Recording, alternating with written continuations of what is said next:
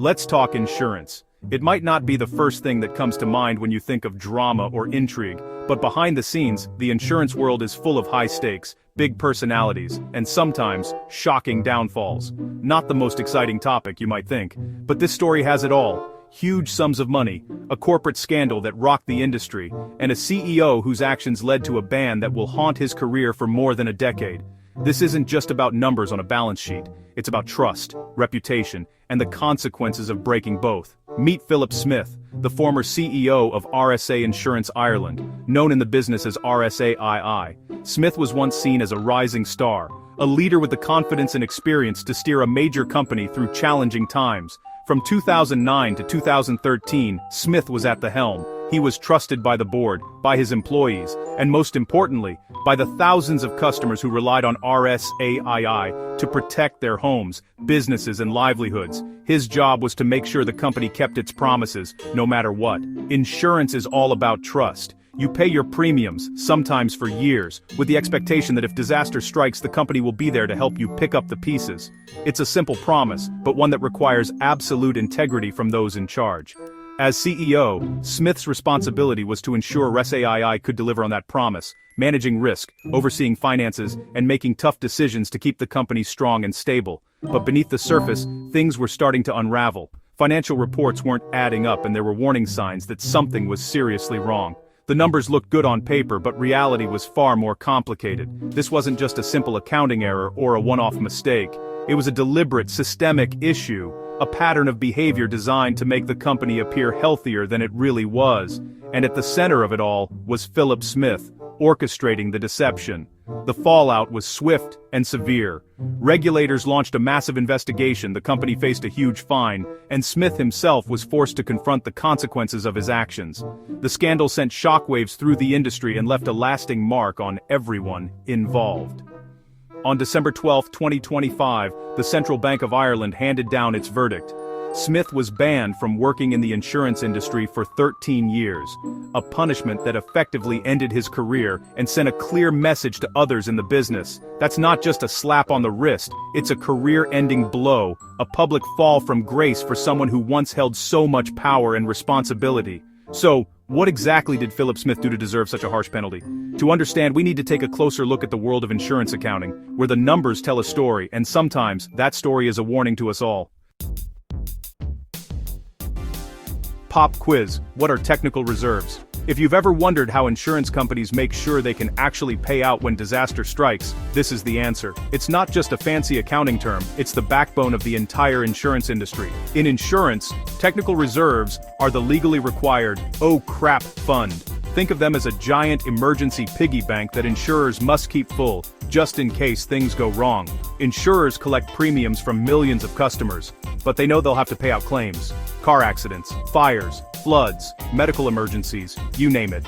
The future is unpredictable, and claims can come from anywhere, at any time. Technical reserves are the money set aside to cover all those future claims, even ones that haven't been reported yet. This includes claims that are still being processed, and even those that haven't happened but are expected based on statistics and past experience. Getting this number right is crucial. Too little, and the company can't pay claims, putting everyone at risk. Too much, and profits look bad, which can scare off investors and make the company less competitive. That's why regulators obsess over these reserves. They're the bedrock of an insurer's stability. Regulators set strict rules to make sure companies don't cut corners or fudge the numbers. If reserves are wrong, it's not just an accounting error. It's a risk to every policyholder.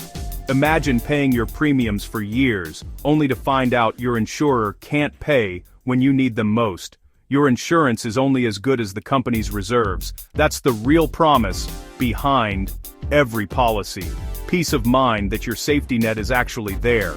If they get it wrong, your safety net could vanish when you need it most. The consequences can be devastating for families, businesses, and entire communities. That's exactly what happened at RSA II. When reserves were miscalculated, the fallout was huge, shaking trust in the whole system. The company's technical reserves were dangerously off, leaving a gaping hole where security should have been.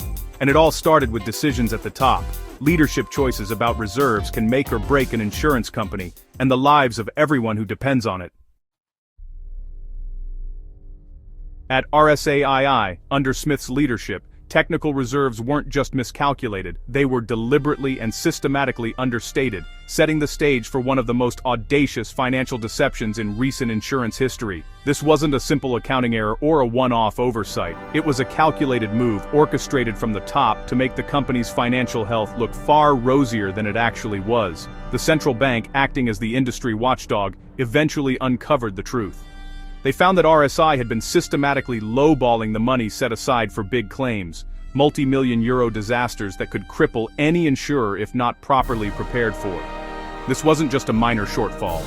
It was a gaping hole in the company's financial safety net. Here's how the scheme worked. Claims handlers would estimate a claim's true cost, let's say $2 million for a major incident, but only a fraction of that, maybe $500,000, would actually be recorded in the books. The rest? It simply vanished from the official records, hidden from view. This wasn't an isolated incident. It happened with at least 17 major claims, each one quietly swept under the rug, creating a growing mountain of hidden liabilities. The result? The company's books showed far less liability than reality. On paper, RSAII looked stable, even thriving. But beneath the surface, the numbers told a very different story.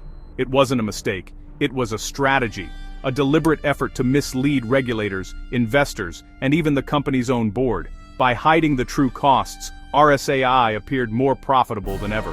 Smith at the helm was celebrated as a financial genius, steering the company to apparent success and earning accolades from all sides. But in reality, it was a house of cards, fragile, unstable, and doomed to collapse at the slightest gust of scrutiny. The real bills would eventually come due, and when they did, the money simply wouldn't be there to pay them. The financial hole was too deep to fill. The company was hiding a massive financial hole from regulators, its parent company, and customers, putting everyone at risk, from policyholders to shareholders. Eventually, the truth would surface. Whistleblowers, journalists, and regulators would all play a part in exposing the deception. And when it did, the consequences would be severe: careers destroyed, reputations ruined, and the company's future thrown into chaos. This was financial misdirection at the highest level, a masterclass in deception, but one that could never last. The scheme unraveled after an internal audit exposed the shortfall. The parent company in the UK launched a deep investigation and found a huge black hole in RSAI's accounts. The risk: policyholders might not get paid. If you had a claim, you could be left high and dry.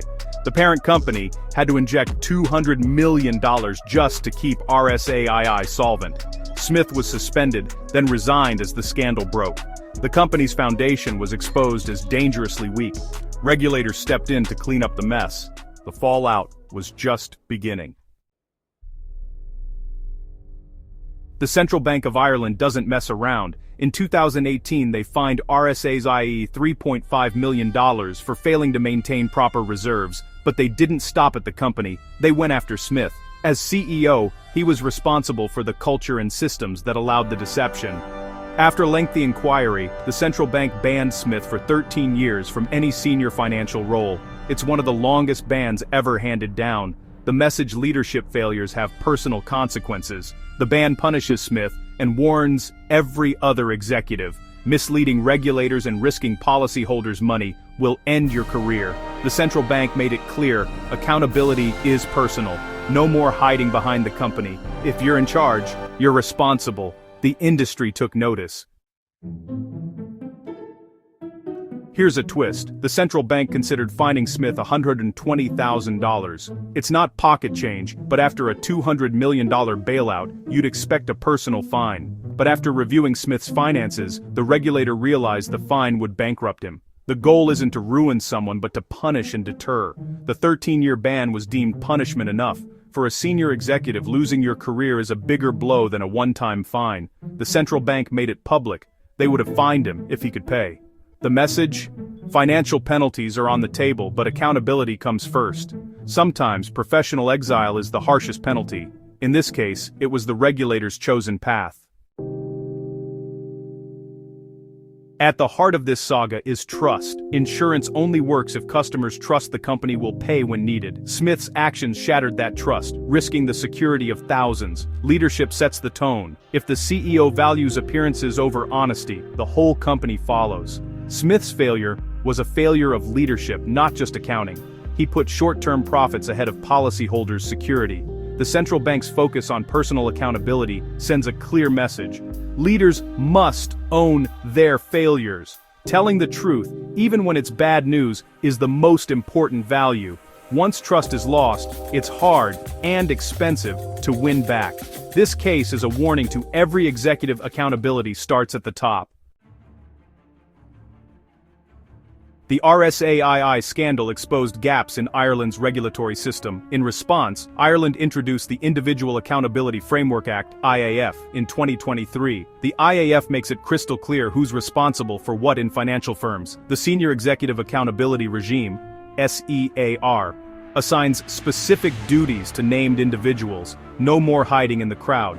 New conduct standards require everyone, from CEO to junior staff, to act with honesty and integrity. For senior execs, the standards are even tougher.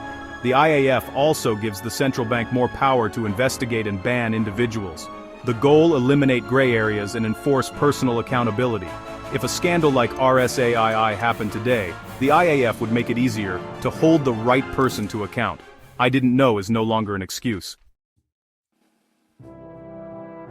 Maybe you think this is just about insurance, but it's really about trust and accountability. When you buy insurance or use a bank, you're relying on promises. The Philip Smith case shows what happens when those in power break that trust. It's a warning. Prioritizing profits over honesty puts everyone at risk.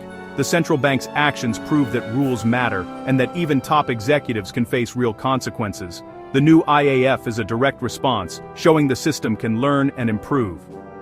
Next time you pay an insurance bill, remember, those boring rules protect your financial safety net. We need strong regulators and clear accountability to keep our financial world safe. The people in charge must always be held to account. That's how trust is built and rebuilt. So yes, insurance is boring until it isn't, and that's why this story matters to us all.